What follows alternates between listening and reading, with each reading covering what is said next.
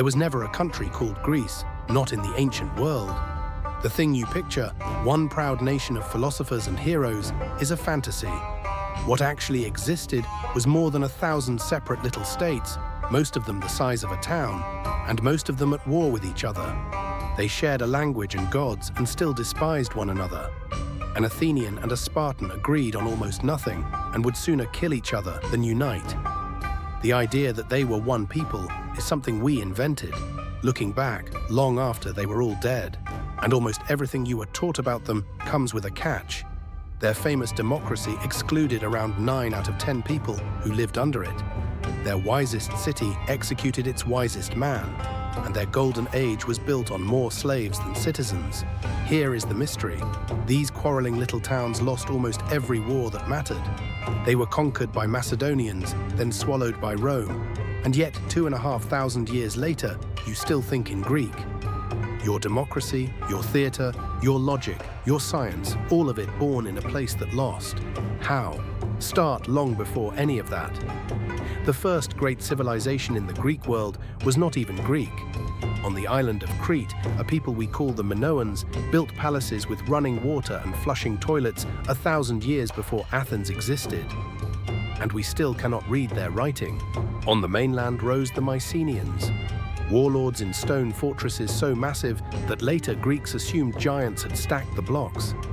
These are the Greeks of legend, the ones Homer sang about, the ones who supposedly sailed to burn a city called Troy. And then, around 1177 BC, their entire world ended in fire. The same catastrophe that nearly killed Egypt. Every Mycenaean palace was burned within a generation. Trade stopped, cities emptied, and the Greeks forgot how to write. For about 300 years, Greece went dark. No writing, no cities, no records.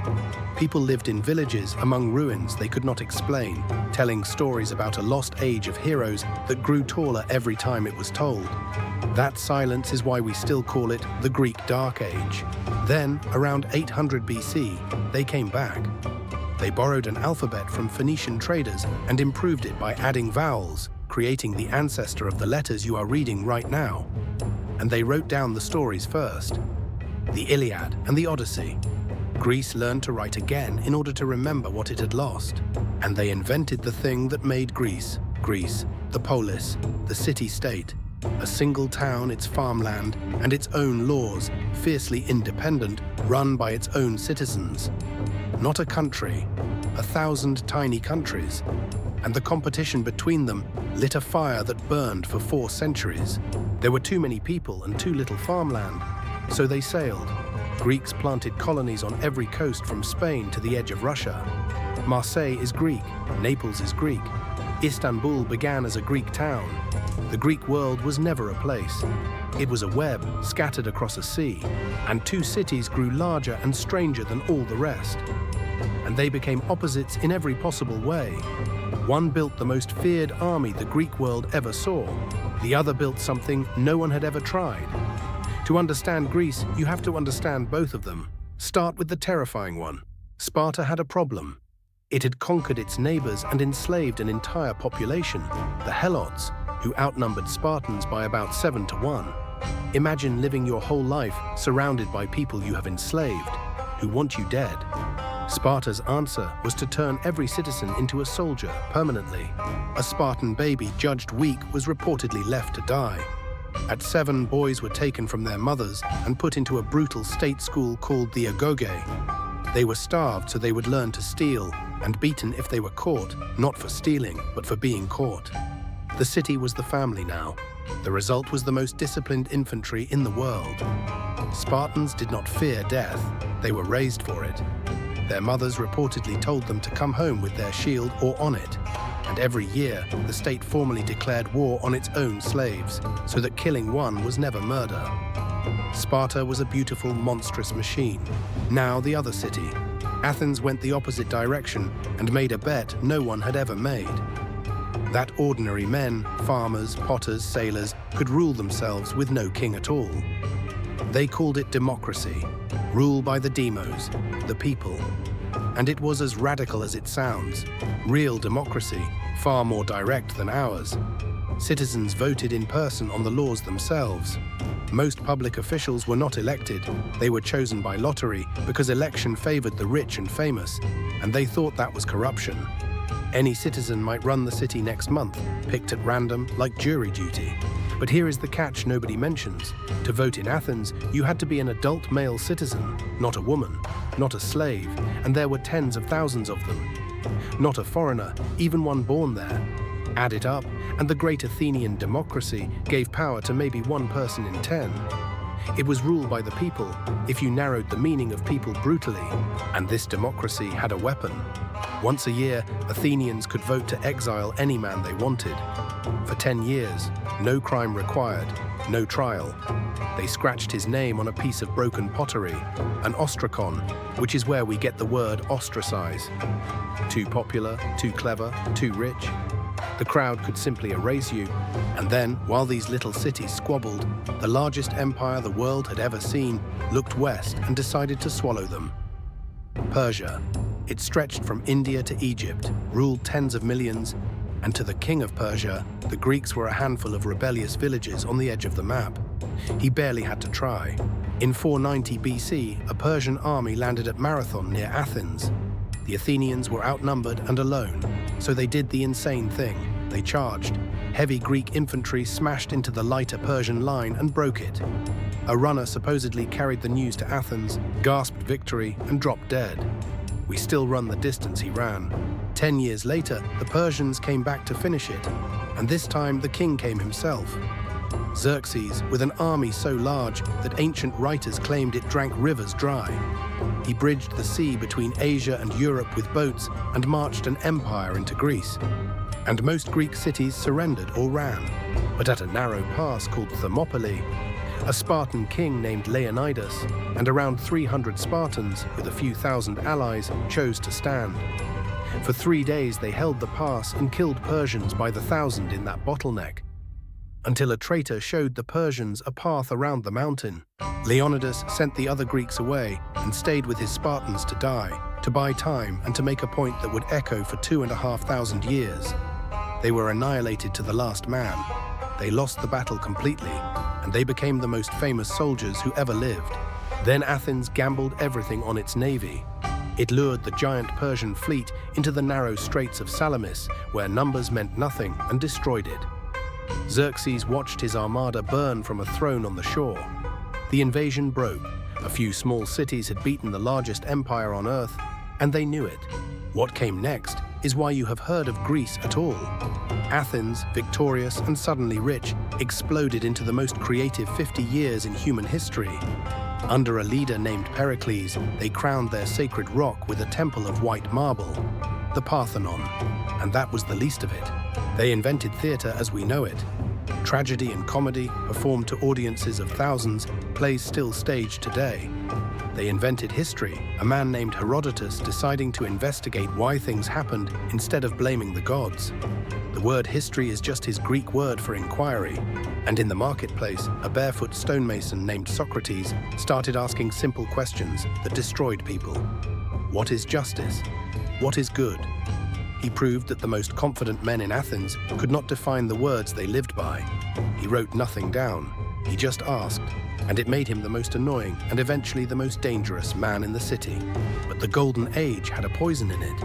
Athens had turned its alliance against Persia into an empire, bullying other Greeks and taking their money to build its marble temples. And the one city that would never bow to Athens was Sparta. The two greatest powers in Greece, one of the sea, one of the land, now hated and feared each other. It was only a matter of time. In 431 BC it came. The Peloponnesian War. 27 years of Greeks slaughtering Greeks, dragging in almost every city in the Greek world. Not a war against a foreign empire, a civil war of the mind. The two halves of Greek genius, democracy and discipline, trying to destroy each other. Early on, Athens packed its whole population behind its walls to hide from the Spartan army. And a plague swept through the crowding and killed perhaps a third of the city, Pericles among them. The strategy that was supposed to save Athens helped gut it. The war ground on anyway for another 25 years. Athens lost. In 404 BC, Spartan troops tore down its walls to the sound of flutes, and for a moment Sparta ruled Greece. But nobody really won. A generation of Greeks was dead, the cities were exhausted and broke, and they went right on fighting each other in smaller wars, too proud and too stubborn to unite. Which is exactly the moment a predator appears. To the north lay Macedon, a rough kingdom the southern Greeks sneered at as half-barbarian. Its king, Philip II, had been a hostage in Greece as a boy, and he had studied the Greek way of war carefully. Then he built something better, a professional army with a longer spear, the sarissa, in a deeper, deadlier formation. In 338 BC, Philip crushed the combined armies of Athens and Thebes at Chæronea, and that was the end of the free Greek city-state. Never again would Athens or Sparta truly rule themselves. Philip planned to lead the Greeks east against Persia at last. Then he was murdered at a wedding, and the throne passed to his 20-year-old son. His name was Alexander, and in the next 12 years, he did the impossible. He took the small Greek and Macedonian army, invaded the Persian Empire, the same empire that had terrified Greece for a century, and conquered all of it. Every province. He never lost a single major battle in his life. He marched all the way to India, an empire of 2 million square miles. And everywhere he went, he planted Greek cities, dozens of them, many named Alexandria after himself. Greek became the language of power and trade from Egypt to Afghanistan. A boy from a kingdom the Greeks called barbarian had just spread Greek culture across the known world. And then, at 32 in Babylon, Alexander died. Fever or poison, no one is sure. He left no plan and an infant heir. His generals carved his empire into pieces and fought over them for 40 years. The empire did not survive him by a day, but the culture did, and that is the twist that changes everything. For the next 3 centuries, the world was Greek, not ruled from Greece, but shaped by it.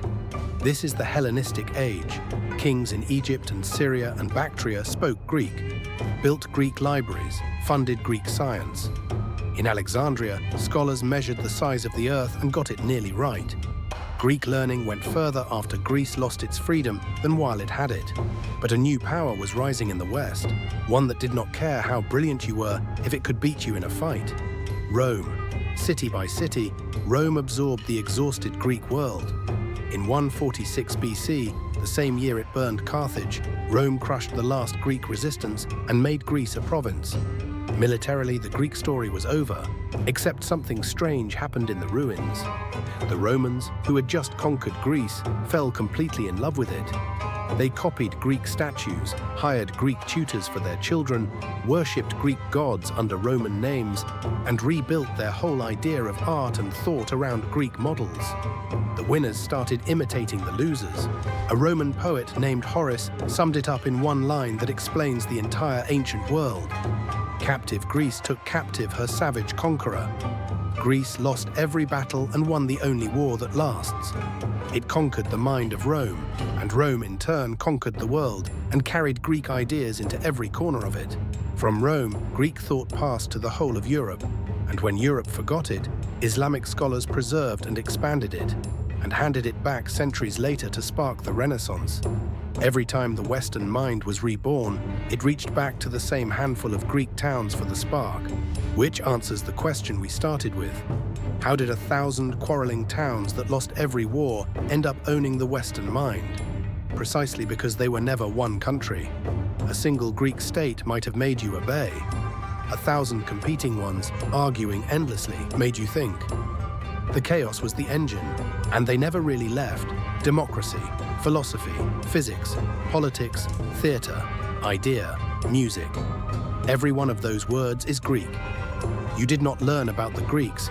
You have been thinking like one this whole time and calling it common sense. That is what winning the war that lasts actually looks like. But there is one more thing. Everything you just heard about Persia, the endless hordes, the tyrant king, came from the Greeks who fought them.